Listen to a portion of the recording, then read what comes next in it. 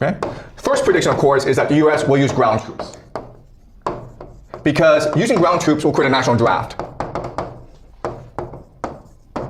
And what does a national draft do? It creates a civil war, right? A lot of young people are going to refuse to fight in this war. And this is going to create protests. Then America will have no choice but to deploy the National Guard. And this will create the recipe for a lot of civil conflict in America. Okay? Another thing that will happen is because you use ground troops, you will lose the war, and then CENTCOM, which is the American military in the Middle East, will then transfer over to Israel. Okay? What's happening in this war is that the economies of the GCC are being destroyed. And that's part of the plan. Okay? Because for Israel to achieve the Greater Israel Project, it needs to absorb the GCC and parts of Turkey and parts of Egypt. Okay?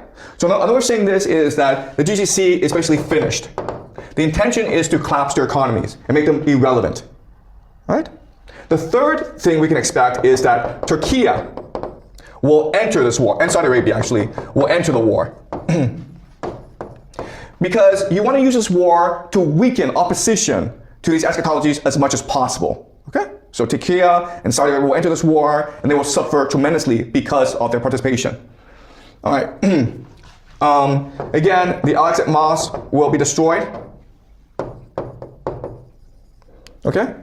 And then you have the rise of Persia.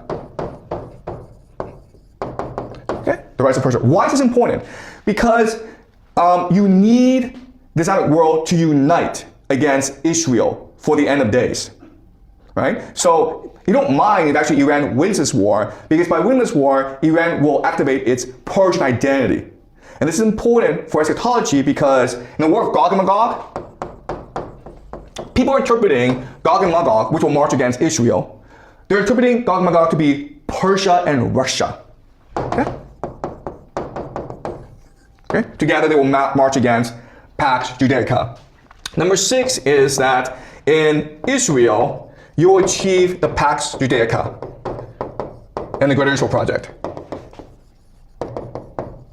Okay? So the Greater Israel Project and Pax Judaica are not the same thing, guys. Greater Israel is just basically the territory that the Israelis believed that God had promised their ancestor Abraham. Pax Judaica is a one-world government, okay, based on AI surveillance and the mark of the beast.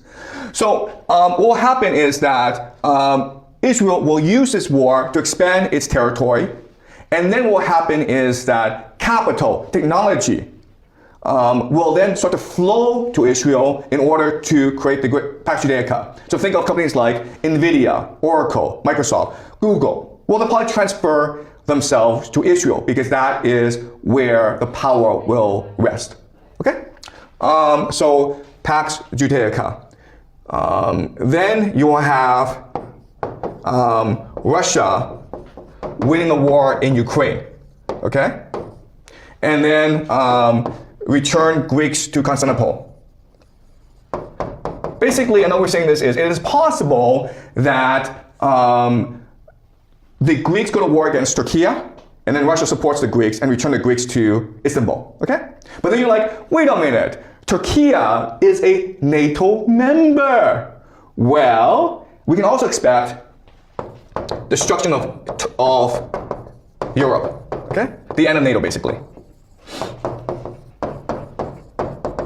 So, this war in Ukraine, it's not just about Russia protecting its borders. This war in Ukraine is also meant to achieve Orthodox eschatology, to destroy Europe, to destroy NATO, so that Russia can achieve the Third Rome prophecy. That means the destruction of Europe. Okay? First prediction, of course, is that